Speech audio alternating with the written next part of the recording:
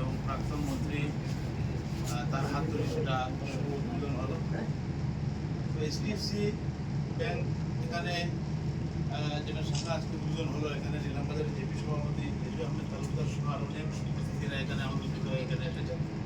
বিশেষ করে নিলামবাজার অঞ্চলের যে সমস্ত ক্ষুদ্র ব্যবসায়ী বা ব্যবসায়ী যারা আছেন, আমরা আশা করব যে তারা এই ব্যাংকের মাধ্যমে তারা উপকৃত হবে।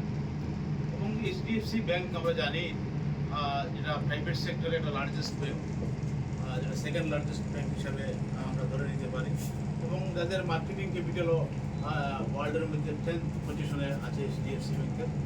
তো সেই হিসাবে যদিও এইচডিএফসি ব্যাংক মূলত হাউসিং ফাইন্যান্সিয়াল কর্পোরেশন বলেই তারা তাদের যাত্রা শুরু করেছিল, ইদানিংকালে তাদের বহু প্রোডাক্ট রয়েছে, হোলসেল ব্যাংকিং বলেন, রিটেল ব্যাংকিং বলেন, অটো কার, অটো লোন বা লোন এগেইনস্ট প্রপার্টি, এই ধরনের অনেক প্রোডাক্ট, অনেক সার্ভিস এইচডিএফসি ব্যাংকের রয়েছে।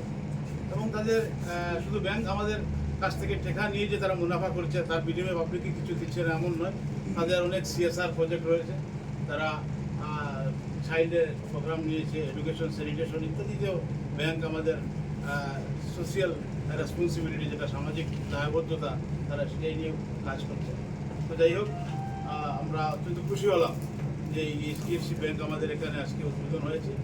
আমাদের এই অঞ্চলের মানুষ বিশেষ করে এই ব্যাংক থেকে যাতে ভবিষ্যতে তারা উপকৃত হন, এবং এখানে স্থানীয় জনসাধারণ, বিশেষ করে স্থানীয় প্রতিনিধি যারা আছেন, তাদেরকেও আমি অনুরোধ করব যে এই ব্যাংকে দেখে রাখার দায়িত্ব এই অঞ্চলের নাগরিক যারা আছেন তাদের, যাতে এখানে মানুষ এসে অযথা যাতে কোনো বিশৃঙ্খলার সৃষ্টি না করে। এখানে স্টাফ যারা আছেন তারা হয়তো অনেকেই বাইরে থাকবেন, সবাই মিলে যাতে একটা সুন্দর পরিবেশে এখানে যারা দায়িত্বে আছেন তারা যাতে আমাদের সবাইকে নিয়ে এই ব্যাংক যাতে তারা পরিচালিত করতে পারে। আর আমি বিশেষ করে আমাদের মাননীয় প্রাক্তন মন্ত্রী মহোদয়কে ধন্যবাদ জানাই, তিনি আজকে এখানে সময় দিয়েছেন এবং তার এই কাজটি তার হাত দিয়ে ধন্যবাদ সবাইকে।